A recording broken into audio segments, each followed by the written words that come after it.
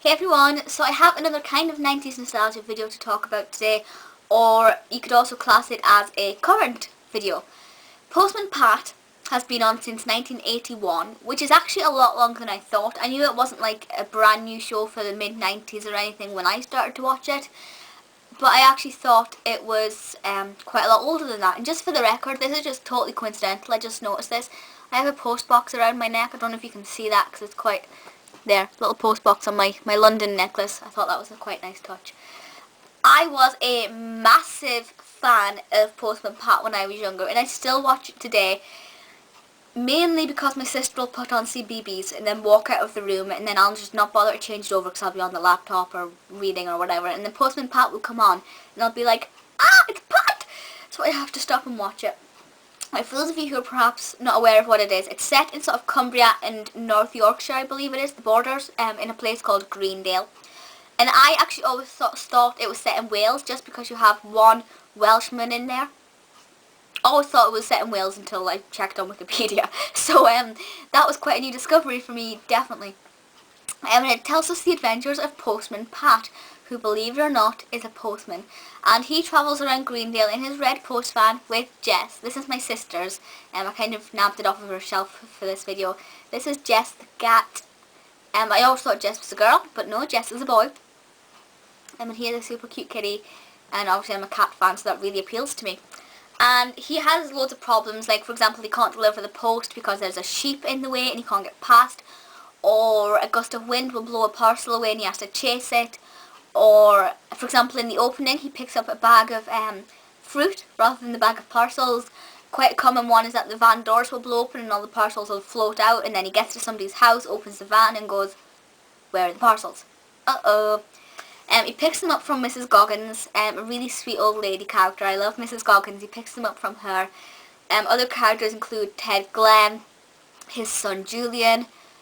Just there are loads of new characters as well, because Postman Pat has kind of changed quite a bit and adapted. It still has the main focus of delivering mail and there are problems.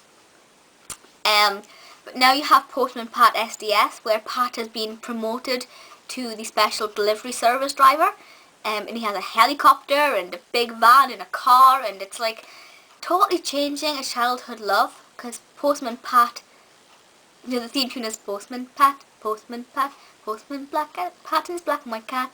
Early in the morning, just as day are dawning, he picks up all the post bags in his van.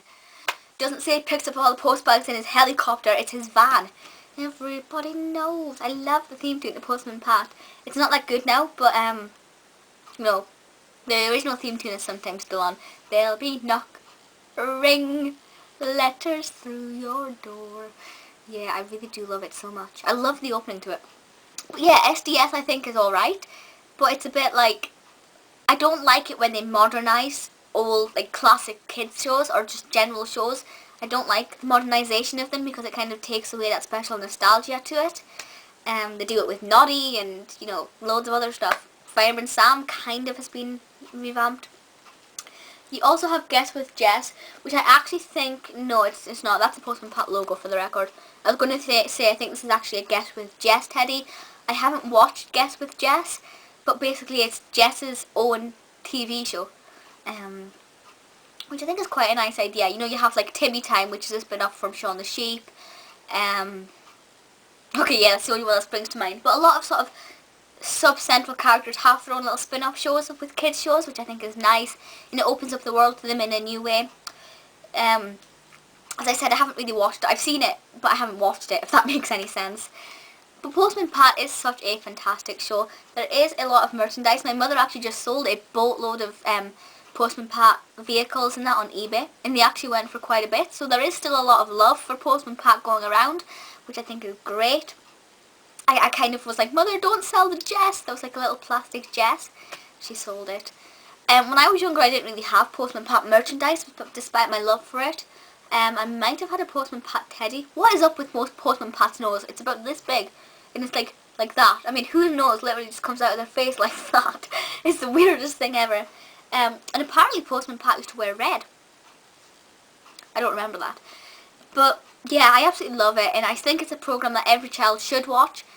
Thankfully, it's a program that a lot of children do still watch. It is a well-loved show still. I just wish they hadn't really tweaked it too much. But yes. So please feel free to leave comments, let me know your thoughts on this.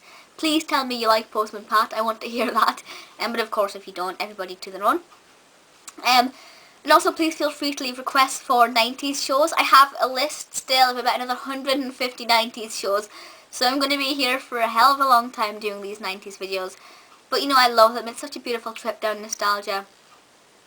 And any more that you might think I want to talk about that might not be on my list, let me know. But that's it for just now, so I will see you all next time. Bye!